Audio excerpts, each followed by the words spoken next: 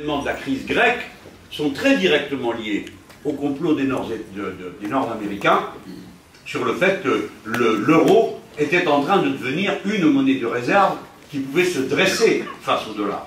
Notamment parce que les Chinois étaient en train d'acheter des biens en Europe. J'arrête avec cette bifurcation. J'espère que vous aurez senti l'importance qu'elle aura. Elle est mécanique, comme la précédente. Ce n'est pas quelque chose dont on délibère. Ce n'est pas un choix. Ce n'est pas quelque chose que l'on peut mettre en équation. De la même manière que le niveau de la mer montera que nous soyons d'accord ou pas, qu'on pompe ou pas, de toute façon, les glaciers fondent. De toute façon, la mer monte. De toute façon, quand la mer monte, elle pèse plus lourd sur le sous-sol des fonds marins. Et donc, toute la partie de gaz méthane gelé du fond de la mer remonte à la surface. Et le méthane est libéré. Si bien que le dérèglement climatique ne se fait pas par un réchauffement progressif, mais par palier. Ça, que ça vous plaise ou pas, ça a lieu. Alors bon, ça peut faire peur. C'est un défi. Après tout, on est assez intelligent pour faire face à tout, mais ça aura lieu. De la même manière, la disqualification des États-Unis d'Amérique du fait de leur monnaie aura lieu. Inéluctablement. Voilà donc deux bifurcations majeures. Vous pouvez faire ce que vous voulez, vous ne reviendrez jamais à la situation d'avant. Jamais, d'aucune façon. Il n'existe aucune méthode pour y revenir. Il n'existe aucune solution qui vous ramène à avant. Ce point est très important, car il nous fait obligation d'inventer comment on va s'y prendre pour la suite. Troisième bifurcation, c'est vous. Nous, les êtres humains. D'abord, il y a un élément dont on doit prendre conscience, qui est un élément quasi invisible. C'est le nombre. Je suis né dans un monde où il y avait 2 milliards d'êtres humains. Nous sommes 7 milliards. Nous serons tantôt 9. L'observation des démographes, c'est que chaque fois que l'humanité double, elle génère la nécessité d'un saut technique. On va l'appeler comme ça, pour résumer, saut technique. Quand vous êtes un petit groupe qui vit de la cueillette, eh bien vous allez d'un endroit à l'autre, et tant mieux, c'est quelque chose à cueillir. En quoi aura consisté le triplement du nombre des êtres humains depuis une durée de vie humaine, c'est-à-dire depuis les années 50? Où est la conséquence? La première conséquence, c'est que nous sommes vraiment très nombreux. Et qu'il y a besoin de ressources au moment même où nous avons mis au point un système qui part de l'idée que la ressource est illimitée. Et personne n'a vraiment admis encore que la ressource était limitée. Que faire en collectivité humaine? La réponse libérale, qu'il ne s'agit pas à cet instant pour moi de pourfendre dans la version que nous en connaissons aujourd'hui, absurde, dogmatique, hallucinée, du type des grands psychodépendants de la Commission européenne de Bruxelles ou des autres androïdes de cette nature. J'en parle comme d'une idée philosophique et politique qui consiste à dire c'est la liberté des êtres humains absolue qui est le fondement de tout bienfait à venir. Et dès lors, dans l'ordre économique, plus les relations seront libres, plus grande sera la juste allocation de ressources et la productivité, l'inventivité, parce qu'elles ne seront pas bridées par des règlements, des conditions, etc., qui n'ont rien à voir avec le sujet. Premièrement, le productivisme échevelé et sans limite. On produit toujours plus, si possible, le moins cher possible, pour en vendre toujours plus. Mais il y a une limite. Alors, quand la limite est atteinte, il faut créer du désir et du besoin là où il n'y en a pas. Et c'est le rôle immense du coût de la publicité dans toutes les productions que vous achetez et que vous consommez, qui est de la production de désirs, de la production de besoins qui n'existaient pas en vous et qui sont fabriqués en cours de route. Certains, pourquoi pas, on n'y avait pas pensé, mais d'autres sont totalement artificiels. Vous êtes des êtres conditionnés, non pas au sens d'un environnement qui vous conditionne, vous êtes des êtres fabriqués de l'intérieur. Des grands rouages économiques aux micro-rouages internes, la sociologie nous permet de savoir comment se fait la transmission. La même société du gaspillage, pour obtenir des rendements, évidemment, qui font la part des choses, déverse des quantités de fertilisants sur les cultures qui vont directement dans la mer. Car toute l'existence humaine et tout l'écosystème humain, c'est d'abord de la flotte. Votre corps, 65% d'eau, un peu moins en ce moment. La planète, 70% de la planète, c'est de l'eau. Eh bien, le système de l'eau, c'est que quand vous mettez une cochonnerie à un endroit, vous êtes sûr d'avoir un jour. Parce que c'est en tout le cycle de l'eau. De la terre au ciel, à la pluie, la terre, etc.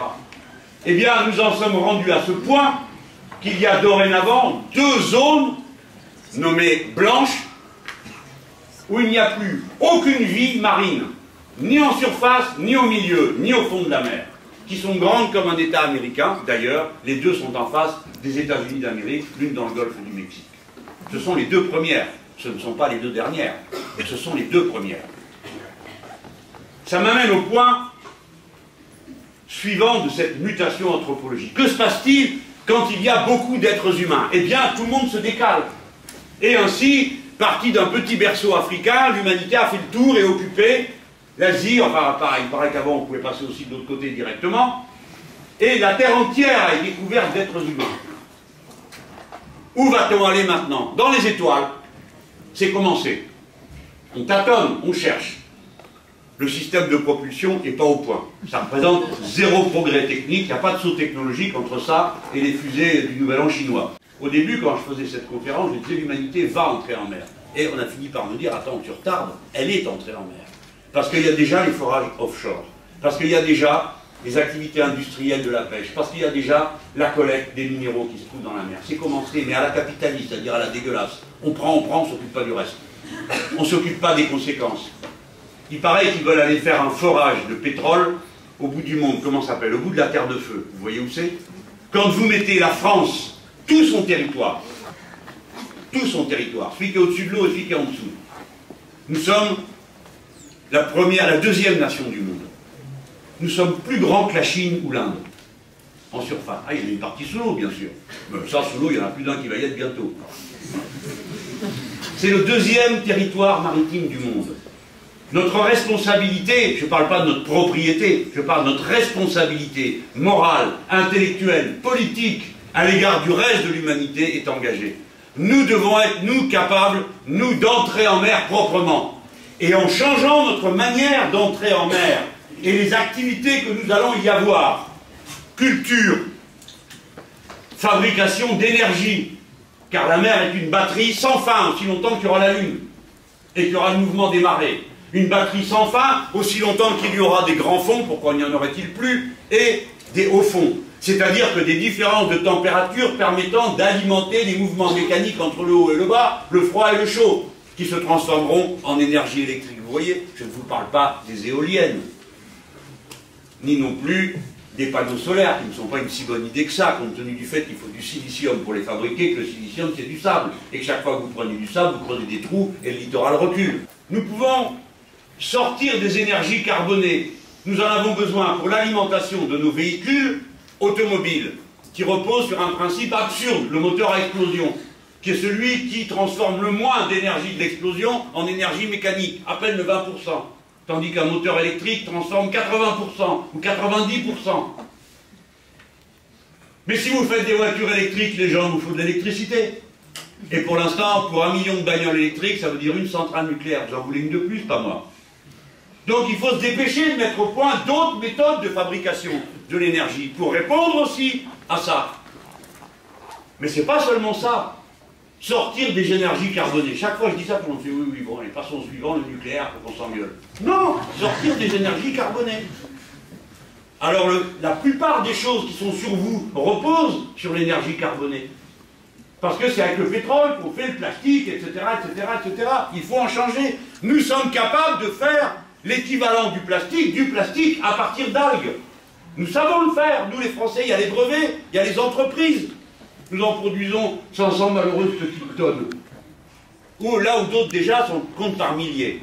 Il faut donc s'y mettre avec une énergie puissante. Et pour ça, c'est maintenant que j'arrive, avant d'entrer sur le modèle économique, à la doctrine de l'écosocialisme. Je vais essayer de la résumer pour que tout le monde entende comment elle s'articule. Elle constitue un regard global.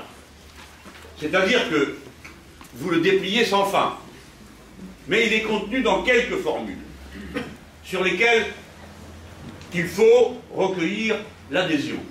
Premièrement, il n'y a qu'un seul écosystème compatible avec la vie humaine. On va vite être tous d'accord. La conséquence de ce point, c'est que donc, nous sommes tous semblables, puisque nous dépendons tous du même écosystème. Ceci est la thèse fondamentale de la grande révolution de 89. Les êtres humains naissent libres et égaux et demeurent en droit. On va voir après demeure. Nous sommes bien égaux en droit parce que nous sommes semblables, et nous sommes semblables, cela est prouvé par le fait que nous n'avons qu'un seul écosystème dans lequel nous puissions tous vivre. C'est l'intuition fondamentale de la révolution de 89, du communisme, du socialisme, et sans doute de l'écologie politique, quoiqu'elle soit très diverse. Donc nous sommes semblables. Donc il y a un intérêt général humain. J'enlève donc parce que comme prof de philo, je sais que donc est métaphysique.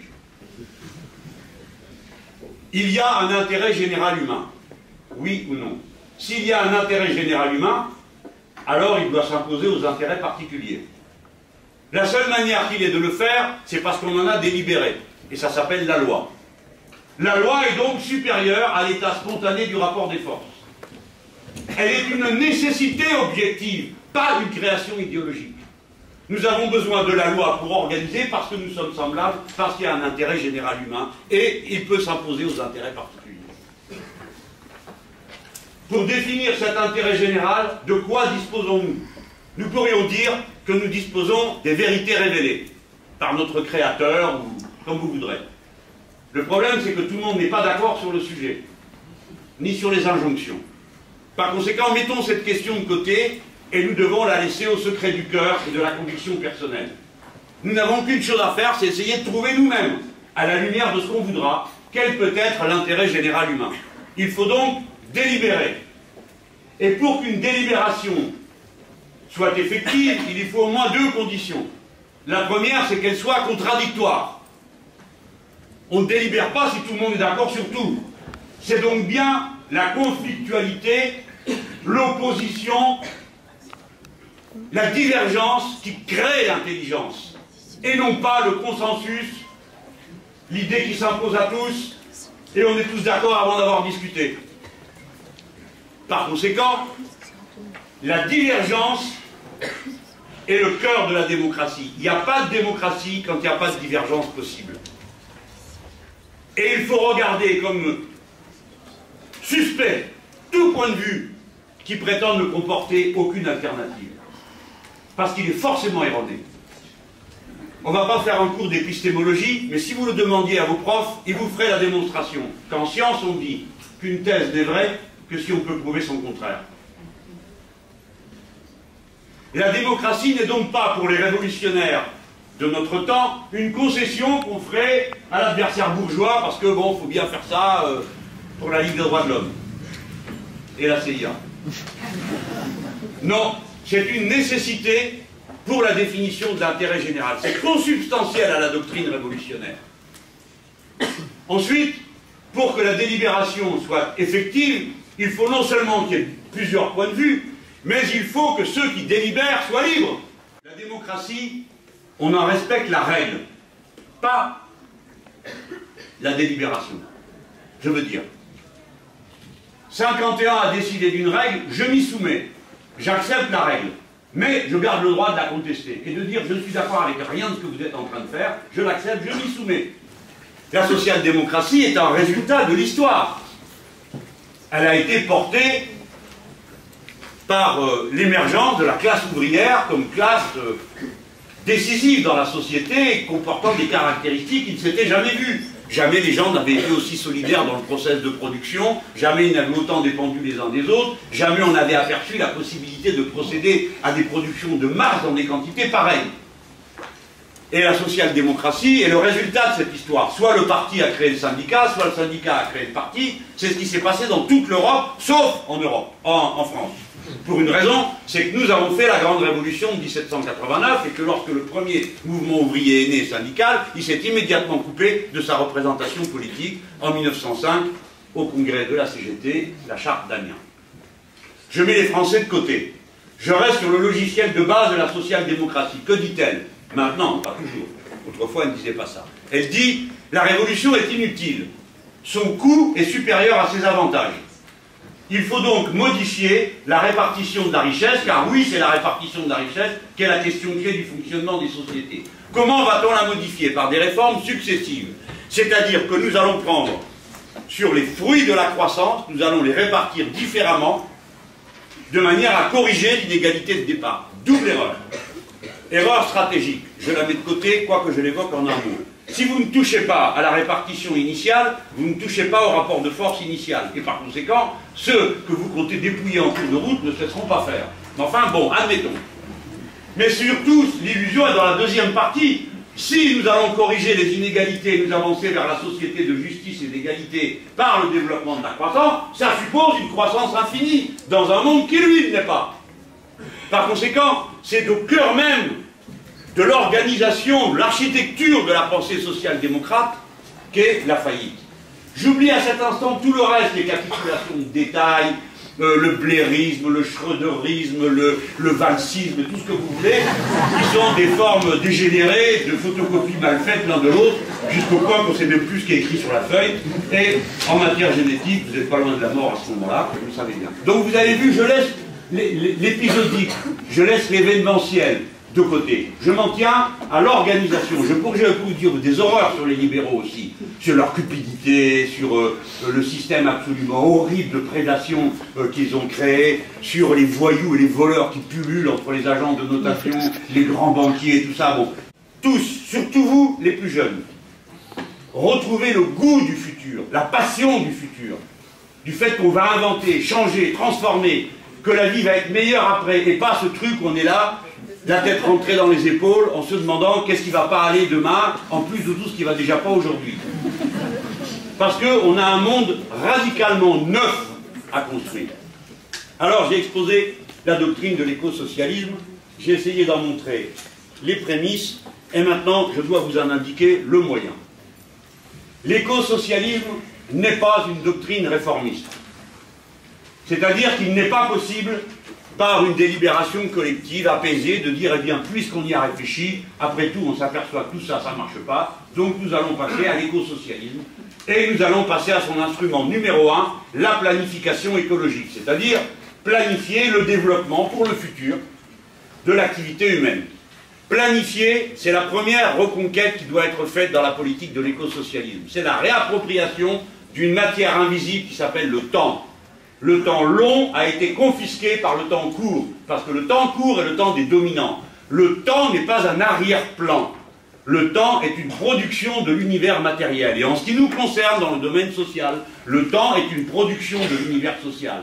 Si vous ne le comprenez pas, demandez-vous quelle est la distance entre chez vous et le centre-ville, et vous verrez que la distance n'est pas la même suivant l'heure à laquelle vous faites le trajet. Parce qu'à certaines heures, il y a beaucoup de bagnoles. Et pas parce que c'est la pluie ou la grêle, des fois, la pluie et la grêle peuvent aussi changer les trajectoires, mais parce que c'est l'heure d'aller au travail. Si bien que les distances et les espaces se modifient en fonction de la nature de l'organisation sociale. Ces idées sont un peu complexes. Je n'y entre pas dans le détail, mais je le mentionne. La reconquête du temps long, c'est la propriété collective du temps long. Nous disposons parce que nous planifions. Et à l'intérieur de la maîtrise du temps long, chacun peut construire un temps court, maîtrisé, parce qu'il connaît le temps long. Voilà pourquoi la planification libère l'initiative, contrairement à ceux qui croient qu'elle l'étouffe. C'est parce que vous avez de la visibilité que vous pouvez inventer. Mais pour qu'il y ait de la visibilité et de la planification, il faut l'autorité de l'intérêt général, de la loi et de la propriété collective lorsqu'elle est nécessaire. Je vais y venir maintenant. Le temps long, celui de la planification, va contre tous les usages quotidiens de l'administration des choses de notre temps. Aujourd'hui, le temps dominant, car il y a des temps dominants et des temps dominés, le temps dominant, c'est le temps zéro. C'est celui de la nanoseconde à laquelle un ordre de bourse est passé. Et tous les autres temps, à mesure qu'ils s'éloignent du temps zéro, s'éloignent du pouvoir.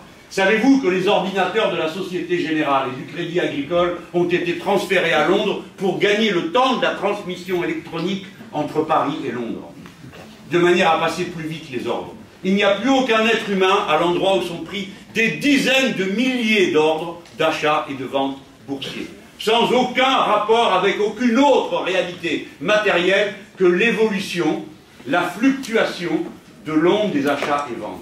C'est-à-dire que ceci correspond à un ordre du réel qui est sans aucun rapport avec la réalité telle que nous la connaissons et qui est la réalité des ondes, la réalité des fluctuations, des systèmes critiques auto-organisés et toutes sortes d'abstractions dont on doit faire l'économie à cet instant, mais qui sont cruciales. La récupération par la planification du temps long, c'est la chose numéro 1 de l'activité humaine. On a toujours vécu comme ça, parce que le cerveau lui-même est une machine à fabriquer du futur. Pour protéger votre organisme, le cerveau provoque sans arrêt des anticipations. C'est une activité spontanée de l'être humain, produire de la prévision, plus ou moins probabiliste. Le mot révolution citoyenne n'est pas une euphémisation de la révolution socialiste pour faire plus cool et moins brutale. C'est une révolution. Pourquoi? Parce qu'elle change l'ordre des normes juridiques. Elle place au sommet des normes juridiques, non pas la concurrence libre et non faussée, mais la coopération et la responsabilité de l'intérêt général. Et elle met en bas la concurrence libre et non faussée et le reste. C'est un renversement de l'ordre juridique, entre ce qui est en haut, premier, et ce qui est en bas. Deuxièmement, c'est une révolution parce que c'est un changement institutionnel. L'écosocialisme présuppose la délibération la plus large et la plus permanente possible. Non pas à l'échelle à laquelle se posent ou sont perçues les questions, mais à l'échelle à laquelle les questions se posent. C'est-à-dire que nous ne dirons pas que notre idéal démocratique, c'est chacun décide du sens unique de sa rue. Non, tout le monde doit participer à la discussion sur les moyens d'empêcher la divergence climatique. Tout le monde doit participer à la discussion qui concerne l'entrée en mer de toute la société, y compris quand vous habitez la montagne et que c'est loin de la mer. C'est une révolution dans l'ordre de la propriété. Il y a des biens communs inaliénables, non pas par idéologie, mais parce que ça s'impose comme une des conditions de la survie de l'humanité. La production de l'énergie doit être une production monopolistique de l'État, réalisée dans les conditions qui permettent la transition écologique. Vous n'obtiendrez jamais ça de la compétition libre et non faussée entre des acteurs et utilisateurs de réseaux qui n'ont pas eux-mêmes construit. Vous ne l'obtiendrez pas, et il suffit de voir comment se dégrade le service de distribution de l'énergie à mesure qu'il se privatise. Donc il doit être de propriété collective. De même, l'argent, qui est la circulation qui permet de faire avancer tel ou tel secteur de l'économie, de faire du crédit, c'est-à-dire de donner des moyens qui permettent de commencer à produire et ensuite de rembourser, doit être une propriété collective. L'eau doit être une propriété collective, parce que c'est un bien duquel personne ne peut se passer. Et donc il n'est pas possible que ce soit une marchandise refusée à ceux qui ne peuvent pas la payer. Et ainsi de suite. C'est donc une révolution dans l'ordre de la propriété. Ah, on me dit, ah, mais alors, monsieur Mélenchon, vous voulez faire une révolution. Alors, eux, ils nous ressortent les images d'Épinal, des femmes dépoitraillées qui courent sur des barricades. Alors voilà, pour eux, et vous avez les benets parmi nous qui disent, oui, mais des fois, la violence, mais c'est pas le sujet. Ce ne sont pas nos images. Nous n'avons jamais prétendu faire comme ça. Nous n'avons jamais demandé ça. À vous aussi, je vais vous faire une petite critique d'art. Allez voir le tableau de cet hypocrite de Delacroix. Vous l'avez déjà lu, La liberté qui dans le peuple. Celui-là, il est malin comme mon Montebourg. C'est-à-dire qu'il s'amène la liberté. Et quand vous regardez le tableau, vous dites, mais cette femme, comment ça se fait qu'elle est à moitié dépoitraillée? Comment se fait-il qu'elle est à moitié nue? Pour quel besoin a-t-elle d'être à moitié nue pour courir? Et puis après, vous voyez à côté un gosse avec 2 revolvers. Alors évidemment, vous pensez à Gavroche, vous. Mais vous ne savez pas qu'au moment où il fait le tableau, Victor Hugo n'a pas écrit de bouquin. Donc c'est complètement dénaturé. Une femme à moitié nue en cheveux, avec un gosse qui lui s'apprête à tuer quelqu'un. Et devant, chose encore plus incroyable, un type à poil. Ah non, il n'y a plus de pantalon. Comment on perd son pantalon sur une barricade? Comment on fait? Mais heureusement derrière, avec sa lavalière, un sabre au côté, tenant dignement son fusil, voici le bourgeois. Lui, il fait des révolutions propres. Donc, oubliez, quand on parle de révolution, cette imagerie d'Épinal qui ne correspond à rien. Nous ne sommes pas assez stupides pour avoir comme idée et comme projet de société une insurrection permanente de gens complètement excités. C'est pas notre vision des choses. Une révolution, c'est ça. Et d'ailleurs, des révolutions, il s'en est produit là, sous vos yeux, au cours des 20 dernières années. Parce que dans tous les pays de l'ex-camp socialiste, vous en pensez ce que vous voulez, on a changé les institutions, oui, on a changé la propriété, et pas qu'un peu, 99% de la propriété a changé de main, pour passer de celle de l'État et des bureaucrates qui le composaient à des kleptocrates oligarques, qui a été un très grand progrès immédiatement salué par la population. Ils ont changé la propriété, ils ont changé les normes de valeur, non? La hiérarchie du droit a complètement changé. Il faut donc arrêter, et surtout nous, Français, d'avoir peur des révolutions. Mais enfin, quand une révolution a produit dans notre pays une régression? Quand? Citez-en une seule. Vous regrettez la révolution de 89? Vous regrettez la révolution de 1830? Vous regrettez celle de 1848? Vous trouvez infâme le programme de la Commune? C'est tout le contraire. C'est tout le contraire. La seule révolution qui est gagnée contre nous, c'est la révolution du maréchal Pétain, et il a fallu une défaite militaire pour y arriver. Nous voulons parler de la citoyenneté. C'est-à-dire de cet être singulier qui s'arrache à tous ses humus personnels, à son genre, à ses intérêts particuliers, pour prononcer l'intérêt général. Le citoyen est celui qui exerce le pouvoir de prononcer et de définir l'intérêt général. Toute conscience est appelée à se prononcer sur l'intérêt général. Toute conscience. Cela ne dépend pas seulement de sa position de classe, encore que dans la position de classe de ceux qui sont dominés, il est parfois plus facile de comprendre pourquoi les intérêts particuliers, même souvent, doivent se mettre en retrait par rapport à l'intérêt général. Mais je dis ça contre la thèse simpliste d'après laquelle la qualité d'une conscience serait exclusivement un reflet de la condition sociale. Bref, qu'on ne serait jamais aussi révolutionnaire qu'à la condition d'être pauvre, dénué de tout et dominé. Ce n'est pas vrai. Bien sûr qu'il vaut mieux être révolutionnaire quand on est dans cette situation. Mais nous sommes tous, en tant qu'êtres humains, appelés à la compréhension de l'intérêt général. Voilà pourquoi il n'y a pas de barrière de classe à l'entrée dans le camp progressiste. Ça ne fait pas toujours plaisir à entendre, mais c'est la seule manière que nous avons de porter l'intérêt général. Il doit y avoir 3-4 marxistes dans la salle. Bon, personne ne sait ce que ça veut dire au juste. Moi j'appartiens à l'histoire du matérialisme historique, j'en parlais tout à l'heure avec le directeur. Le matérialisme historique, on comprend ce que ça veut dire. Les outils de la philosophie matérialiste, le matérialisme n'étant pas simplement le goût des biens matériels, comme le croient certains. Non mais ne me dis pas non, j'ai lu, c'est Martine Aubry qui écrivait ça une fois. Nous ne sommes pas matérialistes, si, moi si. Tous les socialistes sont matérialistes depuis le début de l'histoire du socialisme, parce que c'est la philosophie du matérialisme. Le matérialisme, ça signifie que nous partons non pas des idées, mais des relations réelles entre les choses et les êtres. Et donc, on étudie ces relations réelles telles qu'elles s'inscrivent dans la réalité et non pas comme un accident d'idées. Pour ceux qui ont fait des cours de philo, tout le monde s'y retrouve et les autres, tant pis, font ce qu'ils peuvent. Il y a une forme de matérialisme grossier qui pense que les idées sont simplement un reflet des infrastructures matérielles. Non, les idées ont leur autonomie.